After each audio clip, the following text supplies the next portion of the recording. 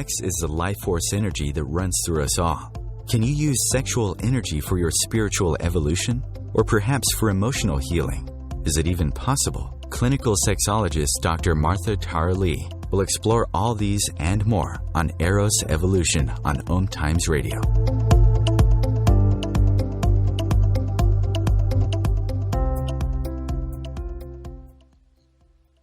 Welcome to Eros Evolution, where sexuality and spirituality meets. This is Dr. Martha Tara Lee. I'm a clinical sexologist based in Singapore, and my company is called Eros Coaching. That's EROS coaching.com. This show, Eros Evolution, is all about the link between sexuality and spirituality, and it really started as my personal journey and endeavor to find out more about the link. For a long time, I saw the two as separate, and it really wasn't until, say, 2 years ago that I really started to appreciate the link between the two and how important it is for more people to be talking about this link. In today's show, we'll be talking about sex, of course. However, it's going to be specifically about how we talk about sex. And today I have with me my friend and very experienced professional somatic sex educator, Laura-Doe.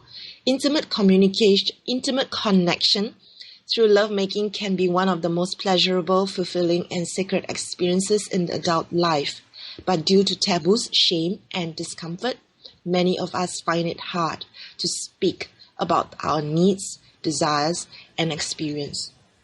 Pleasure and embodiment coach and sexuality educator Laura-Doe will talk about why it is so important to overcome any challenges and how and when to best talk about sex, both to our children and to our lovers and friends. My friend Laura-Doe, she has a vision to create more love in the world, one happy, fulfilled woman at a time. 19 years ago, she created the website yoni.com, and it is a grandmother of the feminine web. The site brought vulva puppets into her life, which began to sing and chat rather humorously. She created a comic cabaret, Vaudeville of the Vulva was born, educational entertainment designed to tickle our taboos. She's also trained with many teachers of sexuality across many traditions and disciplines, and so she founded Yoniversity, which features a juicy program for both yoni owners and yoni lovers. She also creates and distributes the Vulvalicious cushions, which are anatomically accurate 3D fiber art pieces. And her most recent creation is an award-winning, I feel, groundbreaking documentary called The Art and Science of Female Arousal. In this documentary, she has decided to do this to spread the news further than she can in person about the amazing structures, systems, and pathways responsible for arousal in female-bodied people. You can find out more about her by going to university.com.au and her documentary on the art and science of female arousal.com. So welcome, Laura-Doe. Hello? Laura, are you there? Hi, Martha. Hi. Yeah, that was a long introduction, but I just decided to get it Can you hear me? all out. Yes, I can hear you. Hello? Great. Yes. Hello? Yes, hi. So Laura is in Oxford, and I think there's a little bit of a time lag between our communication. Seems to be quite a delay if you're hearing me. Yeah. Okay, so let's get started. Why do you think it's important to talk about sex?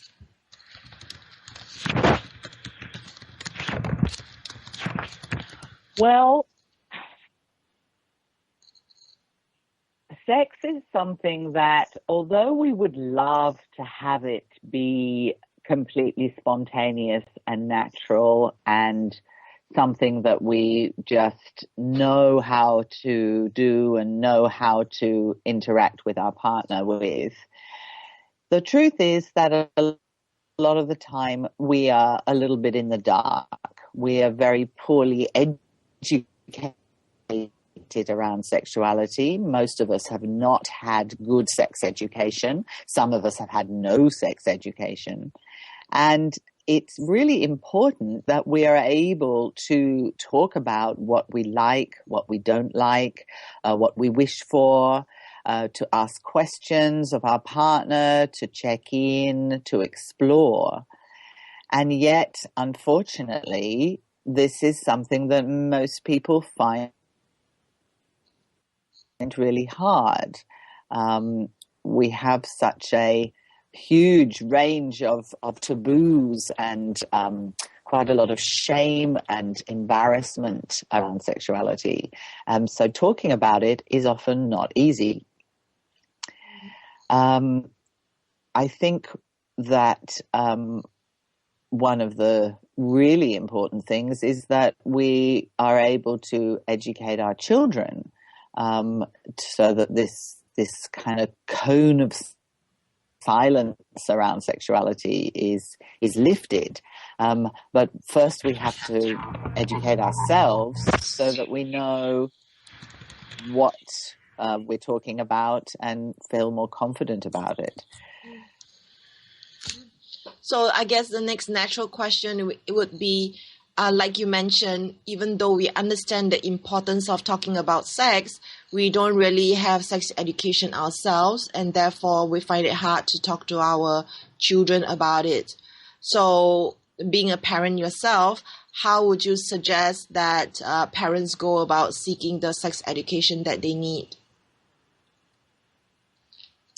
Well, of course, I have to say, I think they should buy my DVD because certainly in terms of a female sexual anatomy and arousal, this is an area where so many of us, even those of us who live in female bodies, are so poorly educated.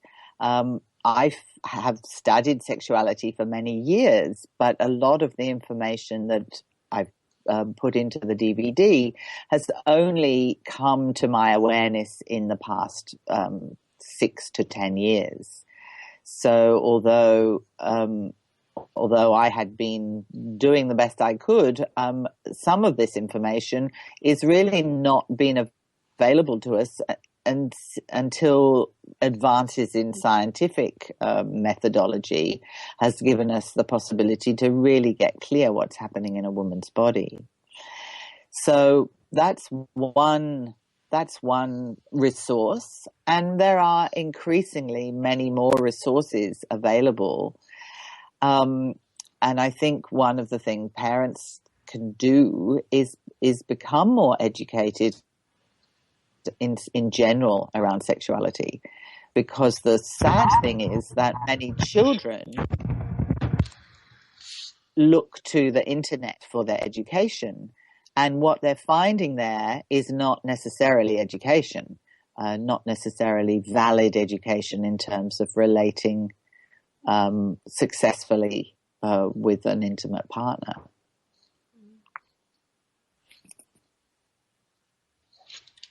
Yeah, I agree with you that your DVD is really a very good resource. There was a lot of effort that has gone into it, and it's also done in a very humorous way. I really enjoyed it. There were also several pieces of nuggets of information that I haven't known before watching your DVD, and it's really a resource that I recommend everybody should get. It's also downloadable as a electronic file, so people can actually get it quite easily. Some of the other resources that I think adults would really appreciate would perhaps be Scarlet Teen and also WebMD. I think these are two websites that I refer to quite a bit. So we're talking about the importance of talking about sex. If we don't talk about it, then this becomes really difficult because it is part of communication. And So we're having a little bit of time delay with Laura-Doe today. And we're talking about the taboos, shame, and discomfort that we're having around talking about sex and why it's so important to talk about it with our children, lovers, and friends. So any other little tips that you have just before we go into break, Laura? Well, one thing I think it's great to look at is what are we calling our genitals, both to ourselves, with our lovers, and to our children. And it might be something to consider as we go into the break is what are the names that you know as the child? What are the names you use now? And are they actually the real names for these parts of the body? There's many, I think at least 1,000, maybe many thousands of synonyms for our genitals, and yet there are very few synonyms for the body.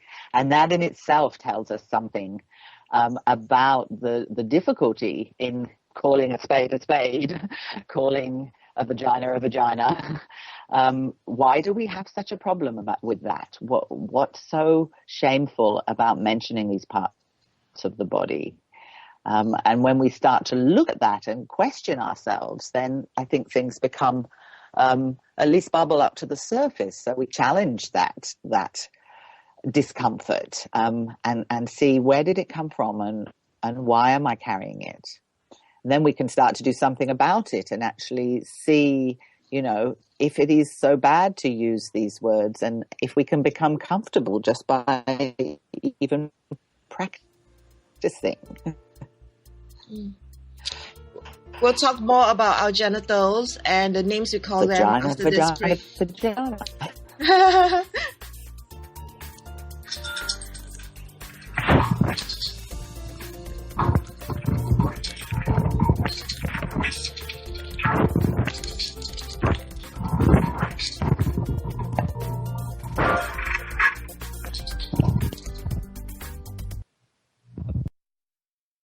Bringing a more conscious lifestyle to your world. Om Times Radio. IOM FM. What if living didn't have to be so serious? What if you could move beyond your problems with greater confidence and ease than you've ever imagined? Throw your labels out the window and join the Irreverent Therapist for practical tips and a very different way of approaching the changes you would like to create. Marilyn Bradford and Pam Hodling have empowered hundreds of people to come out of self-judgment, quit looking to experts, and begin to create the lives they desire. Join us Wednesdays at 7 p.m. Eastern on the Irreverent Therapist Show.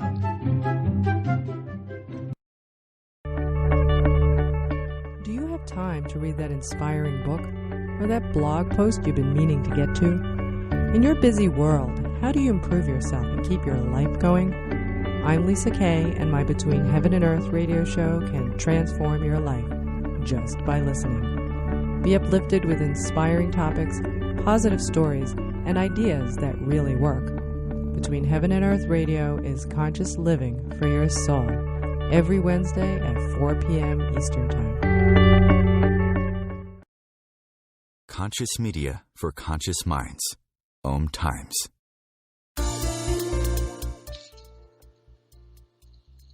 We are with my friend and professional somatic sex educator Laura-Doe, and we are talking about how do we talk about sex today. Just before break, she was asking and inviting listeners to think about the genital names that you use to refer to your own parts. And she talked about,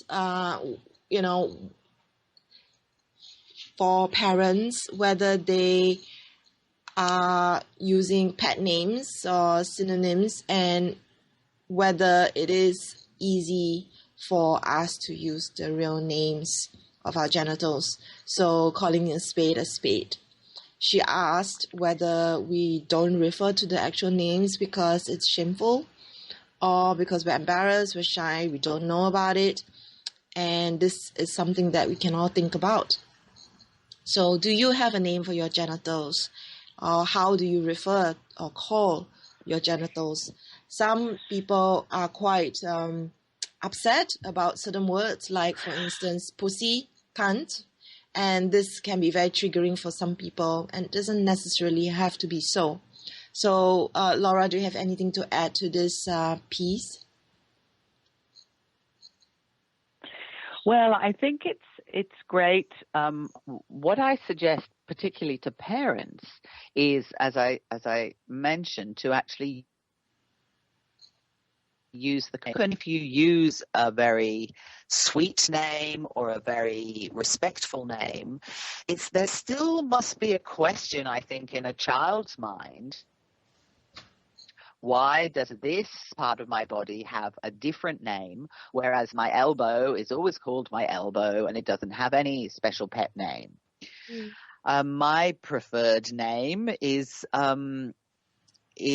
the Sanskrit name for the vagina, in fact, for the whole of the genital reproductive apparatus in a woman, which is the name yoni. And I've used that a lot in my work and in the names of the businesses that I run. But what I particularly like about that is that it is really a proper name for this part of the body, although it's in an ancient language. And it also has meanings like sacred place and gateway to the cosmos, and very expansive and respectful names, meanings.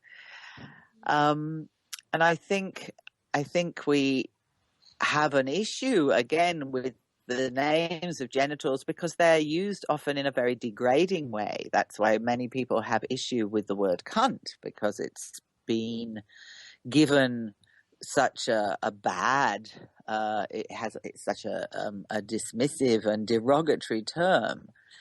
And yet it apparently comes from a very respectful root, which means queen or revered feminine person.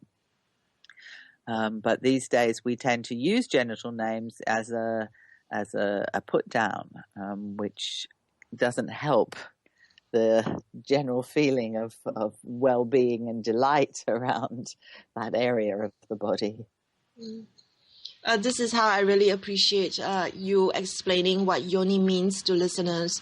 And you would know because you have created the website yoni.com, as well as your Yoniversity, which people can go to find out more about your work. So Yoniversity starts with YONIVERSITY.com.au.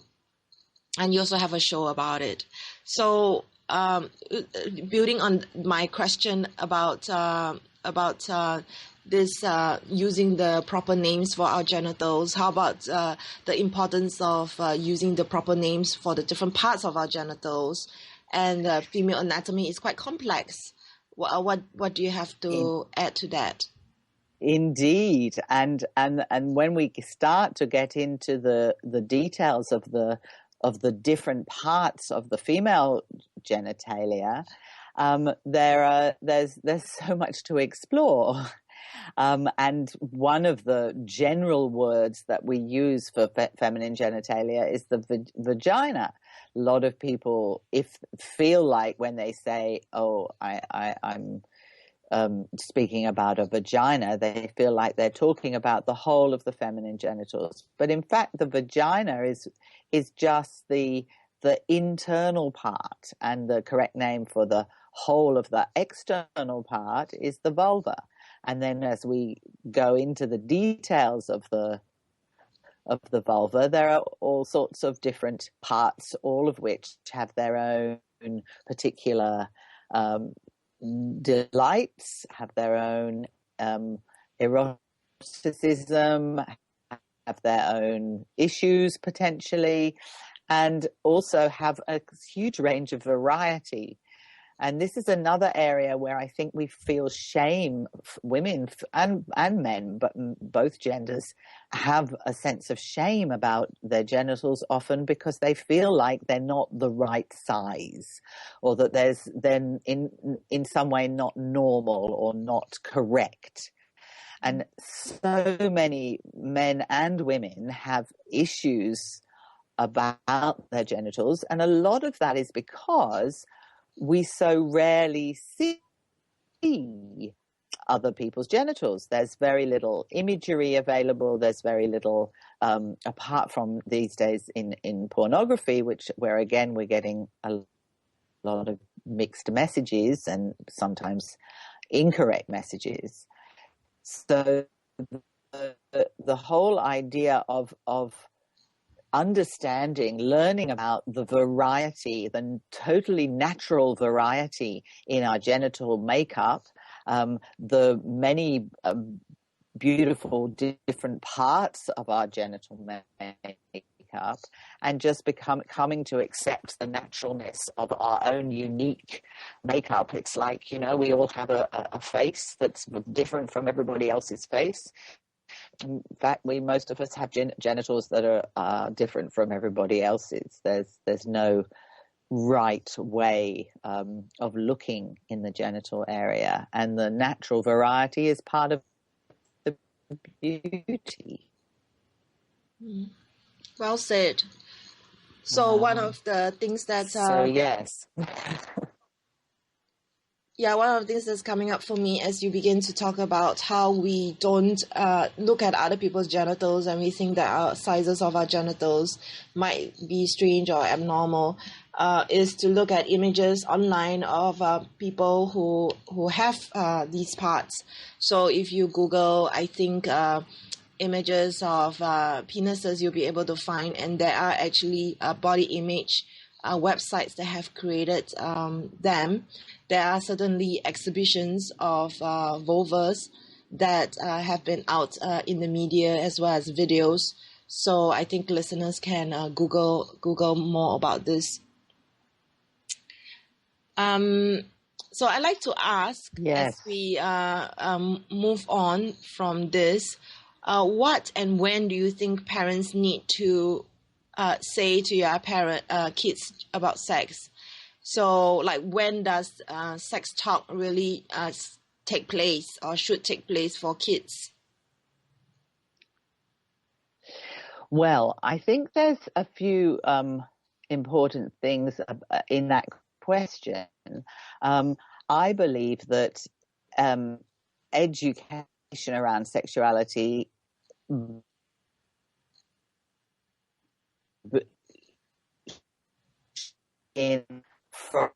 very early, I'm suggesting we talk as babies are made. But I think as we describe a child's body parts, which we often do, we go, oh, this is your little toe and here's your little hand, and we should make sure not to exclude the genitals from that discussion. So each part of the body receives just as much attention as any other part. And one of the things you said, Martha, was, when should we have the talk? And I think for many of us, that is how sex education happened from our parents. If we did indeed have any sex education, it was as a talk, which happened at a certain point. And what the researchers are saying these days is that the best way to talk about sex with your children is to talk early, to talk little, and to talk often. So sexuality and there are many opportunities when we look around in nature of discussing how the species of both plants and animals and humans are propagated. And most often, children will become curious about all sorts of aspects of life. So I think it's great to be led by a child's interest. And I feel like if somebody asks a question, if a child asks a question at any age, it's appropriate to give them an accurate answer. People speak a lot about age appropriateness of education. I think if a child has asked a question, they should have an accurate answer. It can be very simple, though. If a 4-year-old asks how babies are made, then it can be a one-sentence response, which describes the process of the penis being entered into the vagina and the seed going into the meeting with the egg. It's often a child will be completely satisfied with that answer and move on. If they want to know more, they'll ask more, and then another opportunity can come up for further conversation. So I think throughout life, it's important to be guided by a child's interest. However, if the child does not show an interest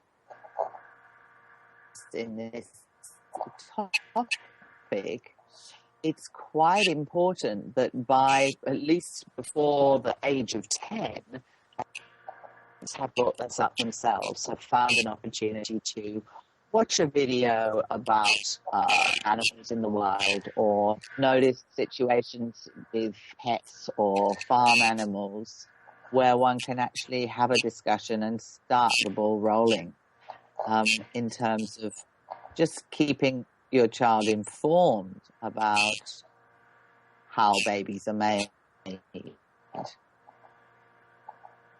Beautiful. Thank you so much for what you're sharing. It's so valuable. And there has been a lot of things written about sex talk with kids. And I get asked this a lot as well. And the common thing is, when should it start? And really, it shouldn't be one big conversation. And we'll be talking more about the sex talk with kids after this break. Stay tuned.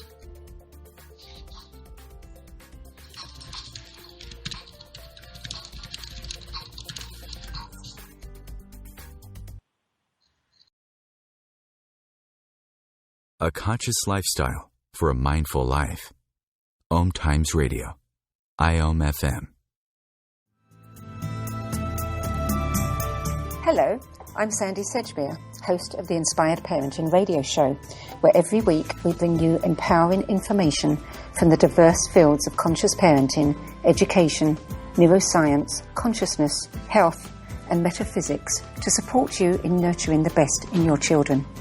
So if you're interested in understanding what shapes your children's minds, spirits, and hearts, join me every Thursday at 4 p.m. Pacific Time, 7 p.m. Eastern Time, and prepare to be inspired.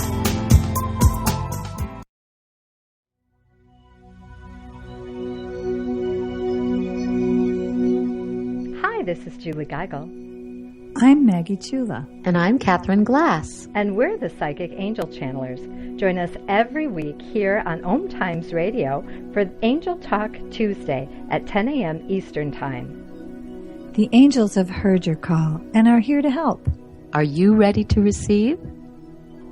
Remember your magnificence with Angel Talk Tuesday. The best of the holistic, spiritual, and conscious world. Om Times Radio. IOM FM. Welcome back to Eros Evolution, where sexuality and spirituality meets. You are listening to Om Times Radio on our network, and you will be able to listen to this show without needing to download any app by going to this link, omtimes.com/mobile. That's omtimes.com/mobile. With this link, your friends will be able to listen to this show without needing to download any application.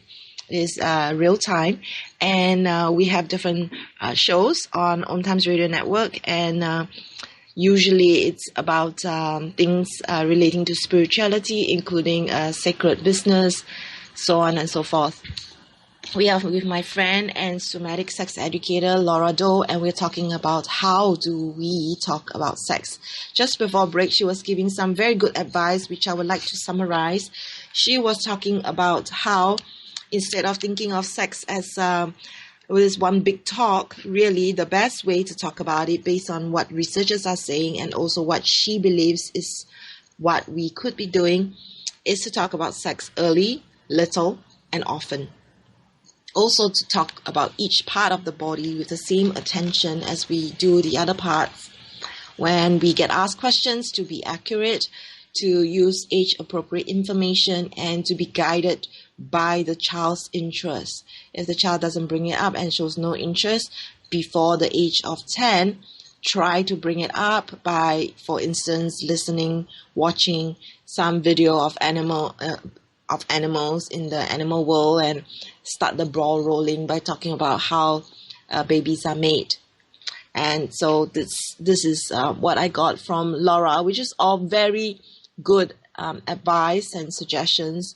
Laura is a parent herself.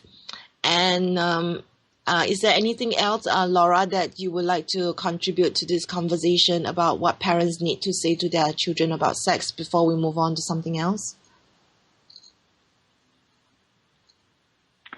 Well, one of the things I think that's really really useful is it doesn't seem like we're talking about sex here, but in encouraging children to tune into and connect with the natural world, to develop sensitivity to the cyclical nature of the seasons and the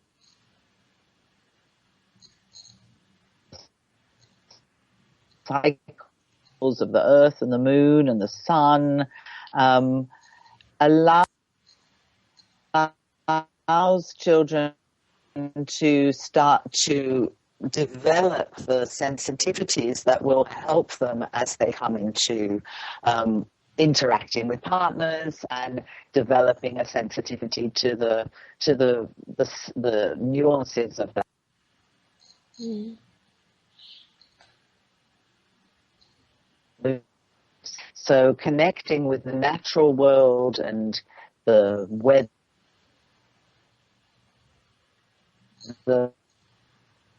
and just like a farmer, sniffs the air and knows to tune into what's going on around us, is really helpful when it comes to tuning into the cycles of life and appreciating the powerful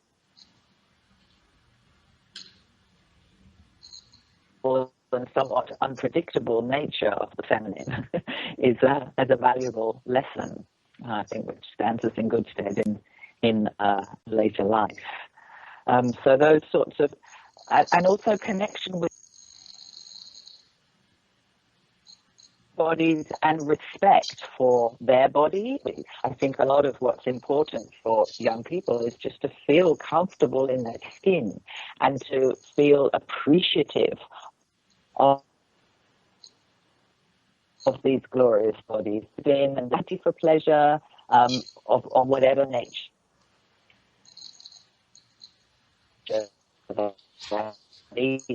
Whether it's just the enjoyment of having your hair brushed or of holding hands or something like that. So to encourage children to feel good in their skin and to feel respectful of other people and other people's bodies is actually all part of self-worth education and thus of sex education. That's great. So, the sound is not very good. So I just summarize what you just said briefly. What Laura-Doe was saying is that she encourages parents to encourage their children to tune into the natural world, the cyclical nature of seasons, the earth, the moon, and how to tune into the natural cycles into their body, and to appreciate the cycles of life. And this would also help them when it comes to interacting with their partners. The second point that she made was to learn how to respect and appreciate our bodies, to enjoy the pleasure of the skin, so that when they are with their partners as well in future, it's just going to be easier for them. So moving on from that, do you have any specific tips about how we can overcome the feelings of embarrassment or shame that we have when it comes to talking about sex? Not necessarily with our children, but maybe with our friends or lovers. Any tips that you have for that? Well, yes. One of my tips is practice. Like with everything, if there's something that feels a little bit uncomfortable or difficult to do, a great way to get over that is just to practice. And you might want to just set yourself a challenge to, speaking about particular genitals or using correct names for the parts of the body is challenging. You might want to say, okay, I'm going to find a way to slip a genital name into one conversation today. Or you might find that there are one or two people where you feel a little bit more comfortable, or where you can say to them, oh, look, I just feel a bit uncomfortable talking about sex, and can I practice with you? Because I find people have it's as if the taboos sort of hold us down. There's kind of like this burden of not being able to speak. But once you start and kind of it's like getting up in the morning. You might feel like you really can't get up, but you make yourself get up, and then you feel fine and go on with your day. So it's just like getting the gears rolling and starting to give yourself permission to talk and to discuss. And another thing you can do is actually journal to yourself, what is it that's stopping you? What's in the way? What do you feel may happen? What would be the worst thing that might happen if you started talking to a lover or to a friend about sexuality? What are your fears? And especially when we're, it's almost like we're giving ourselves a gift if we are able to really express what we want or desire to our partner. We are giving both our partner a gift because we're giving them information which they may not otherwise have, and we're giving ourselves a gift. So getting over that hump of the challenge gives us a real opportunity to explore new realms and to create an even deeper intimacy. Beautiful, beautiful. So beautiful. I really love what you're sharing, because these are things that I wouldn't have thought of myself. And you've given us really some very practical tips as well. The first one is to stretch ourselves one conversation at a time, to bring it up in a conversation, for instance. That could be one of the goals that you can have. The second one is to ask for permission, practicing with people that you're comfortable with. And the third one is to do journaling with ourselves. And you also elaborated a little bit how this will benefit us on the long run. It's a gift that we're giving to our partners and to ourselves. This allows us to deepen our connection and to enter into a new realm with the relationship. Fantastic things that you're really sharing with us. I really appreciate it. So, because this show explores the link between sex and spirituality in every episode, so I just felt I needed to ask you this, even though I asked you the last time you were on the show. What makes sex spiritual, and how can we discuss that in our relationships? Well, that's it's a great question as well, because I think for some people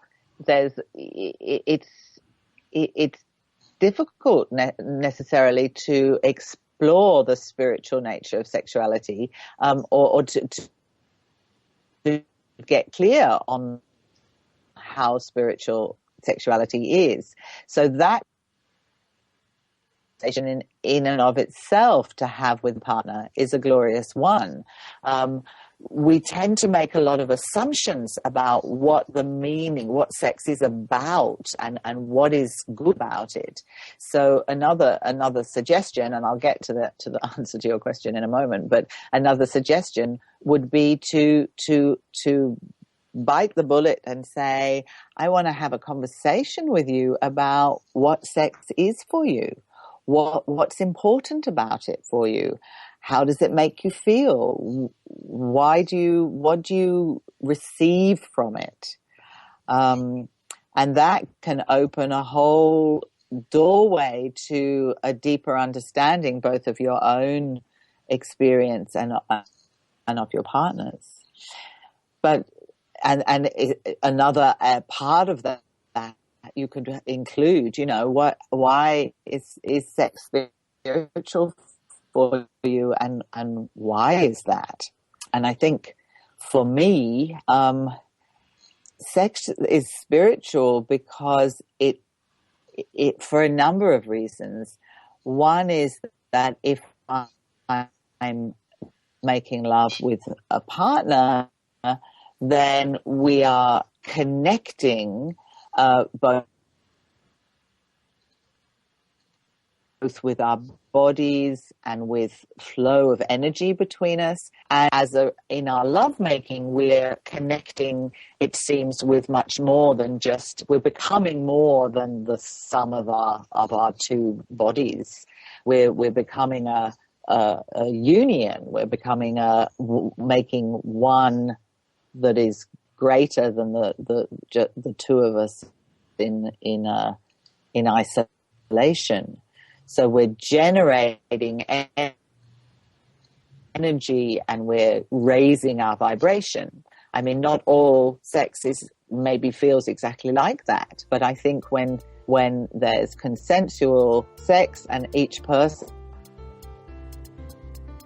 is fully engaged and present, then it's a beautiful expansion. Yeah, so more after this break.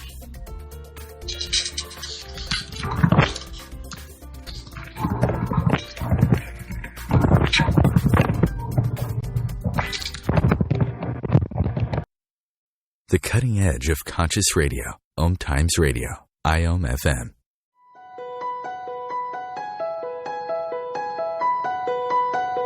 Hello, I'm Miriam Knight of New Consciousness Review, inviting you to my new show where I interview the rising stars of the conscious awakening.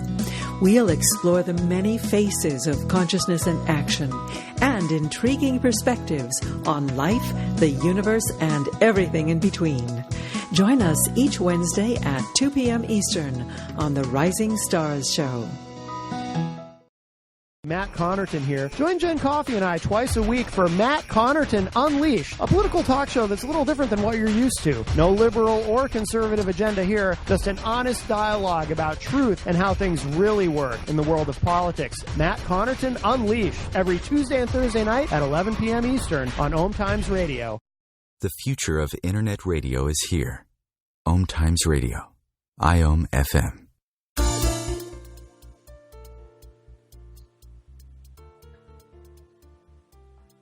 Hello, this is the last part of our show today, and we are down to the last 15 minutes, and we are with Laura-Doe, and we're talking about sex, and specifically how we talk about sex. And today in today's show, we talked about the conversations that parents can have with their kids in sex education, the sex talk. We talked about tips on overcoming feelings of embarrassment about sex, and we also talked about, just before a break, what makes sex spiritual and how we can discuss it.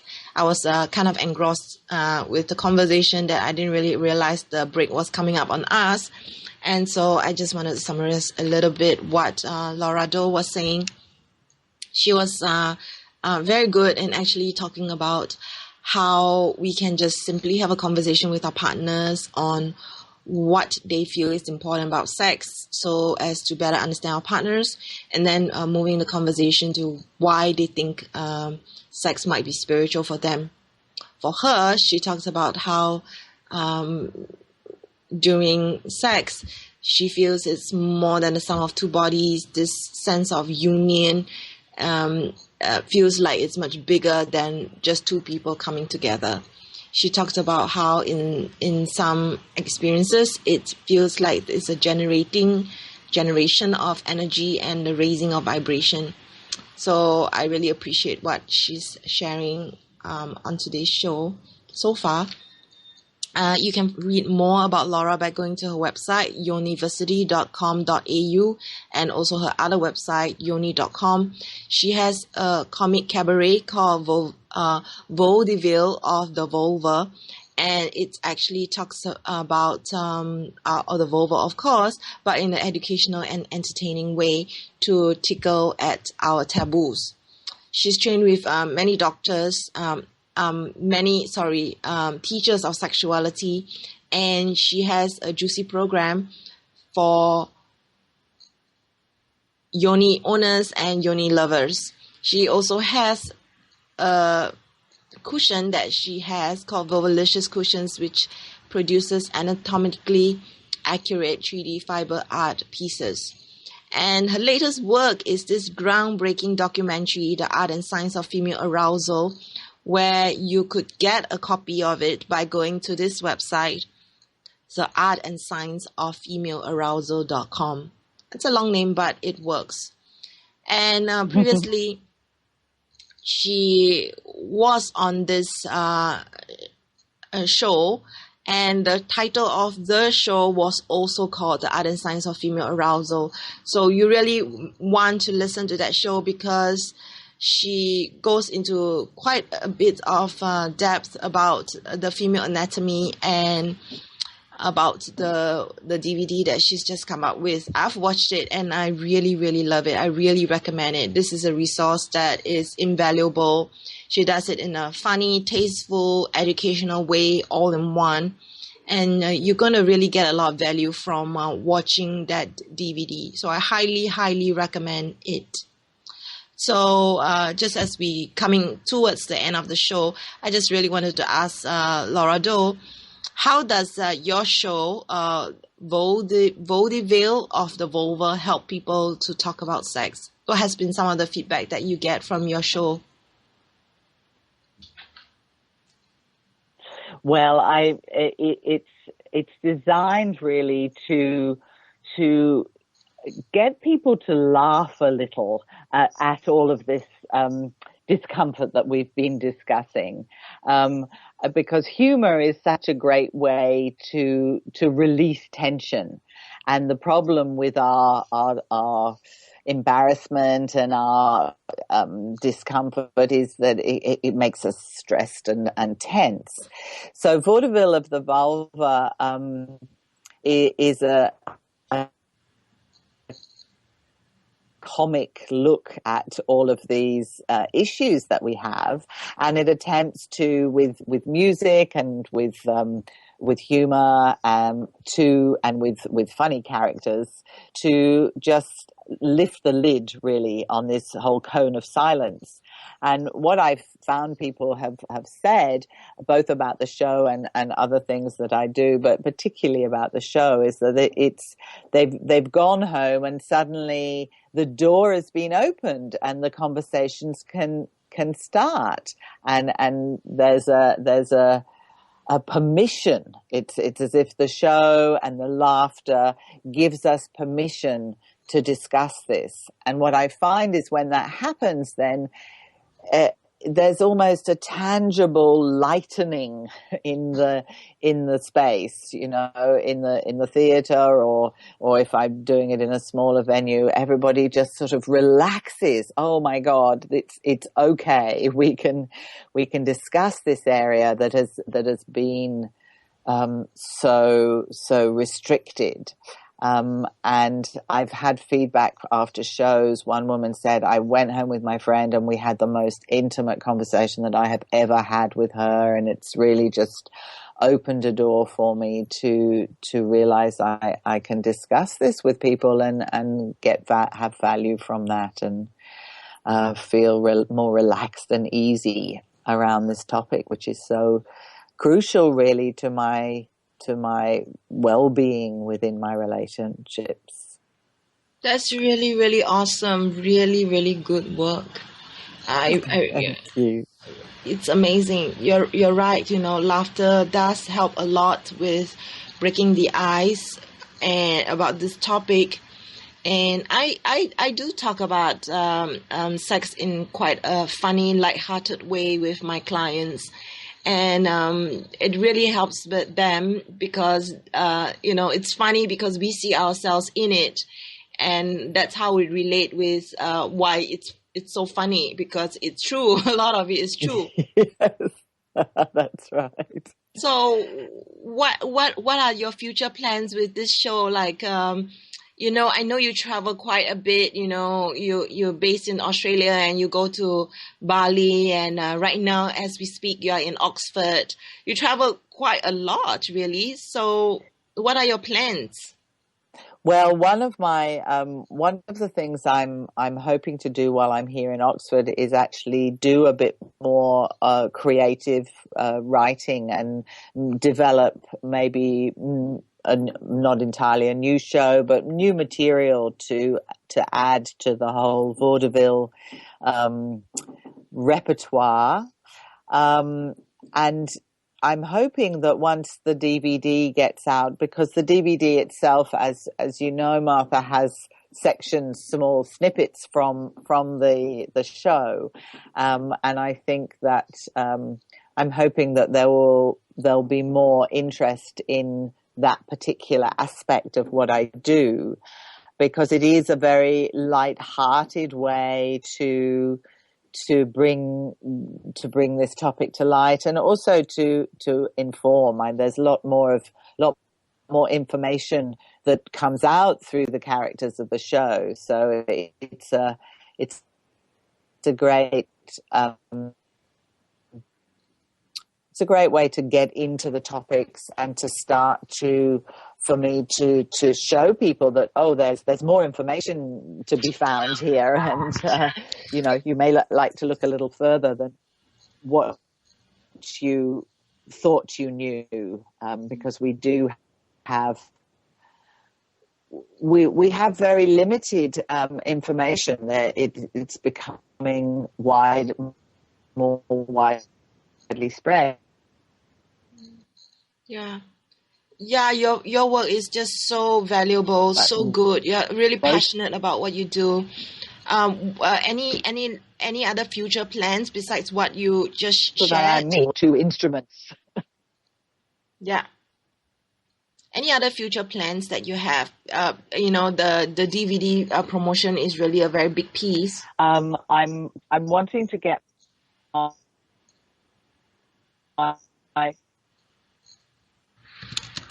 Wanting to get what? People can deepen their understanding.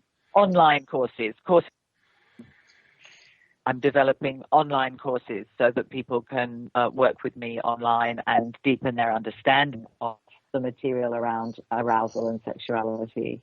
Yeah, you could come out with like a facilitator's guide to go along with the DVD, and and definitely yes, you could also come up with several other online programs, I'm sure, to support your work.